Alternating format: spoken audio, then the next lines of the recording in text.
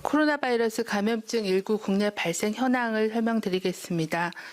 10월 12일 기준으로 국내 발생 신규 확진자는 69명이 확인되었고 해외 유입 사례는 29명이 확인되어 총 누적 확진자 수는 24,703명입니다. 현재는 1,542명이 격리 치료 중이시고 위중증 환자는 조금 감소해서 87명입니다. 어제는 한 분이 추가로 사망하셨고 누적 사망자는 433명입니다. 삼가 고인의 명복을 빌고 유족께는 위로의 말씀을 드립니다. 먼저 국내 주요 발생 현황에 대해서 설명드리겠습니다. 서울 서대문구 장례식장과 관련해서는 10월 8일 날 첫 확진 환자가 발생한 이후에 접촉자 조사 과정 중에 10명이 추가로 확인되어 누적 확진자는 총 11명입니다. 경기도의 동두천시 친구 모임과 관련해서는 7명이 추가가 되어 현재는 총 15명이 확인이 되었습니다. 경기도 수원시의 스포츠 아일랜드와 관련해서는 10월 6일 날 확진자가 확인되었고 접촉자 조사를 통해 총 6명이 확인이 되었습니다. 대전의 유성구 일가족 모임과 관련해서는 10월 10일 첫 확진자 발생한 후에 접촉자 조사를 통해 13명이 추가로 확진되어 현재까지는 총 14명입니다. 가족이 7명이 포함이 되어 있고 그 가족 중에 한 명이 다니는 어린이집에서 7명이 확인이 되었습니다. 해외 유입 사례에 대해서 설명드리겠습니다. 어제는 29명, 조금 많은 숫자가 확인이 되었습니다. 검역 단계에서 9명, 지역사회 격리 중에 20명이 확인이 되었고 외국인이 24명이었습니다. 추정 유입 국가는 네팔에서 들어온 13명이 한꺼번에 확인이 돼서 숫자가 좀 늘어난 상태이며 인도가 4명, 우즈베키스탄 3명, 필리핀 2명 등이었습니다. 지난 일주간의 방역관리 상황 및 위험 요인에 대해서 설명을 드리도록 하겠습니다.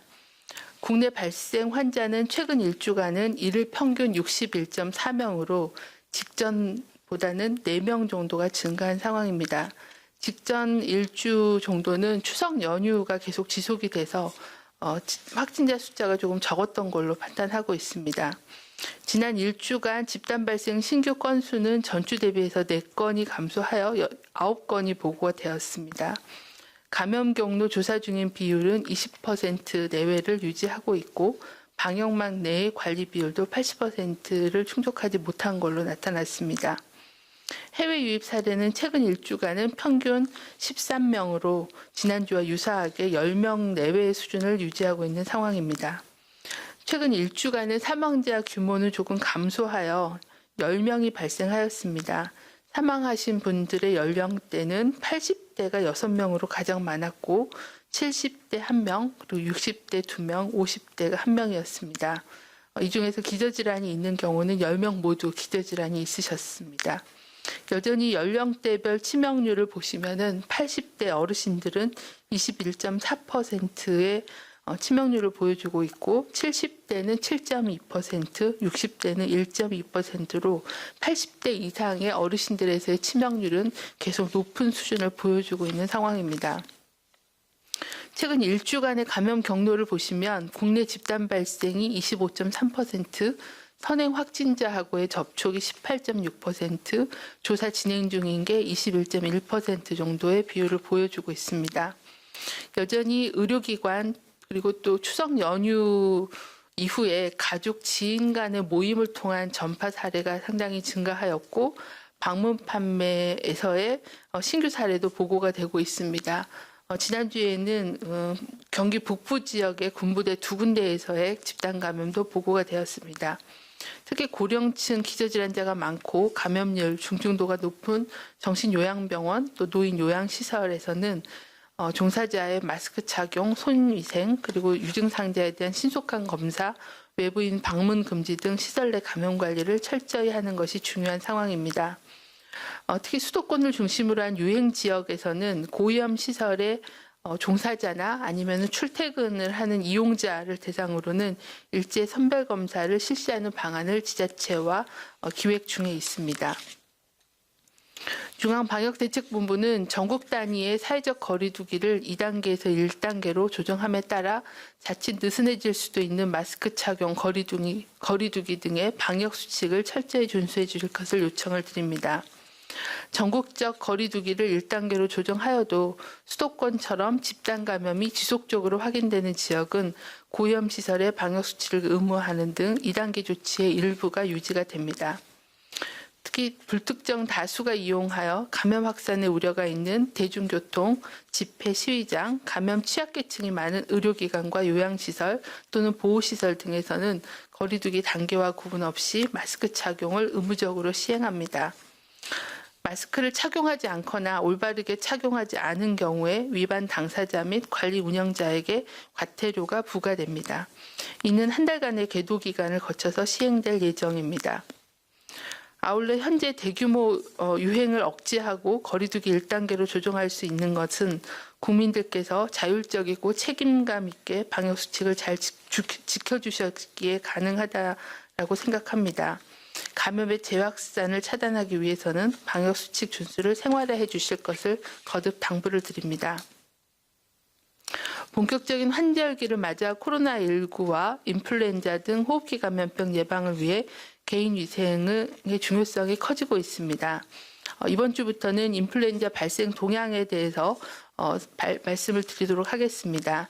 지난 40주차, 그러니까 9월 27일부터 10월 3일간에 걸친 그 40주차에 대한 감시 결과 인플루엔자 의사 환자의 발생 비율은 외래 환자 1000명당 1.4명으로 전년 동기간 3.9명보다는 약간 감소하였고 아직은 유행 기준인 5.8명보다는 낮은 수준이기는 합니다.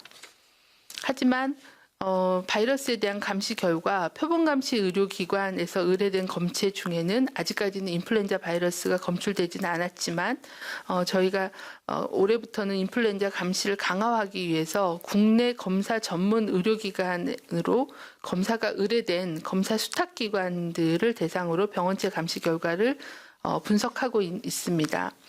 지난 40주차의 인플루엔자 바이러스 검출률은 전체 검사가 의뢰된 호흡기 검체 중에 1.9%가 분리가 되었습니다. 앞으로도 인플루엔자 발생 상황에 대한 집중적인 모니터링을 시행하고 안내해 드리도록 하겠습니다. 아직은 인플루엔자 그 주의보호를 내릴 정도의 수준의 발생은 아니지만 일부 호흡기 유증상자와 또 입원 환자 일부에서는 인플루엔자 바이러스가 확인이 되고 있는 그런 상황입니다. 중앙방역대책본부는 연례적인 인플루엔자 유행 시기가 다가옴에 따라 의료기관 및 국민들에게 인플루엔자 통합감시 결과를 지속적으로 공유하겠습니다. 또 내일부터 순차적으로 시행되는 인플루엔자 백신 무료 접종을 재개함에 따라 인플루엔자 예방을 위해 백신을 접종하고 마스크 착용, 손 씻기, 기침 해결 등 개인위생 수칙을 철저히 준수해 주실 것을 거듭 당부드립니다. 또한 안전한 예방접종 시행을 위해서는 접종 대상자께서는 가급적 사전 예약을 하고 내원하시기를 부탁을 드리고 또 병의원에서도 특정일로 접종이 집중되지 않도록 노력해 주실 것을 당부를 드립니다. 또한 의료기관에 접종으로 방문하실 때는 반드시 마스크를 착용해 주시고 손 씻기, 손 소독제 등을 통한 손위생을 철저히 해주시길 바랍니다. 또한 조금이라도 증상이 있는 경우에는 예방접종을 연기하고 필요시에 선별진료소를 통한 진료와 검사를 받아주시기를 당부를 드립니다. 오늘부터 사회적 거리두기 단계가 1단계로 조정이 됩니다. 유행이 지속되고 있는 수도권에서는 클럽 등 유흥시설 5종은 이용 인원을 제한하고 음식점 등 다중이용 시설에 대해서도 마스크 착용, 거리두기 등 핵심 방역 수칙을 의무화하는 등 강화된 조치가 시행이 됩니다. 이러한 단계 조정의 결정은 코로나19의 장기화로 인한 국민의 피로도의 증가, 또 수용성이 낮아지는 점들을 고려하고 자영업, 소상공인들의 생계 어려움을 고려한 조치입니다. 하지만 여전히 국내 신규 확진자는 50명에서 70명까지 매일 발생하고 있고 또 잠복되어 있는 감염, 또 집단 감염의 가능성이 있어 경각심을 낮출 수 없는 상황입니다. 방역당국 입장에서는 또 다른 방역의 시험대가 시작되었다고 생각합니다. 소중한 우리의 일상생활을 안전하게 지킬 수 있을지에는 국민들과 또 여러 시설 관리자들의 방역수칙 준수 참여, 또한 중앙정부와 지자체의 세심한 관리와 점검, 그리고 방역 담당자들의 신속한 역학조사와 조치가 어우러져야 이러한 일상을 유지할 수 있다고 생각합니다. 오늘부터 새로운 한 주가 시작됩니다. 몇 가지 위험 요인에 대해서 당부를 드리고자 합니다. 앞서 말씀드린 것처럼 거리두기 단계 조정에 따라 경각심이 흐트러질까 가장 우려가 됩니다.